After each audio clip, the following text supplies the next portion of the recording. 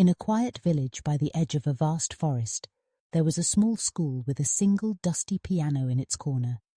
The piano was old, with chipped keys and a faded wooden frame, but it had been there for generations, played by countless children who learned its melodies. Over time, as new instruments arrived and life became busier, the old piano was forgotten, left untouched, gathering dust in the far corner of the music room. One day, a new student arrived at the school. Her name was Mira, a shy girl with big, curious eyes and a quiet demeanor. Mira rarely spoke, but she loved to listen. Every day after class, she would linger in the music room, drawn by the silent piano. It seemed to call to her, not with sound, but with the promise of something unspoken. The other children didn't understand Mira. "Why do you stay so quiet?" they would ask. "Why don't you play with us?" But Mira didn't answer. Instead, she would sit by the piano, running her fingers over its worn keys, imagining the songs it once played. She didn't know how to play, but something about the piano made her feel less alone.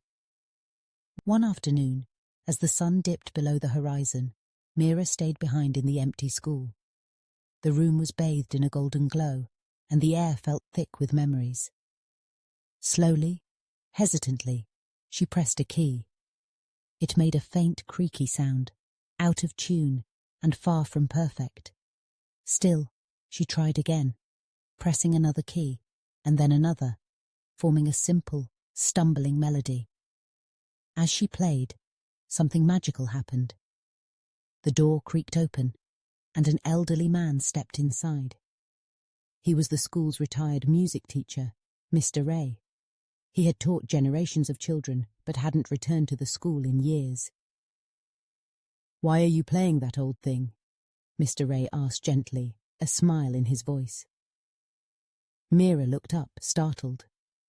I just wanted to hear its voice." Mr. Ray chuckled softly and walked over, sitting beside her on the bench. "This piano may be old, but it still has a voice. It just needs someone who listens." With that, he began to play. The notes were soft, imperfect, but filled with emotion. It wasn't about technique. It was about feeling. Mira watched in awe as the worn keys came to life, telling a story of time, loss, and hope. When he finished, Mr. Ray looked at Mira. "You don't need to be perfect to create something beautiful. Music, like life, is about feeling. It's about finding your voice, even when others don't hear it." Mira smiled for the first time in a long while. She placed her hands on the keys and, with Mr. Ray's gentle guidance, began to play a simple tune. It wasn't flawless, but it was hers.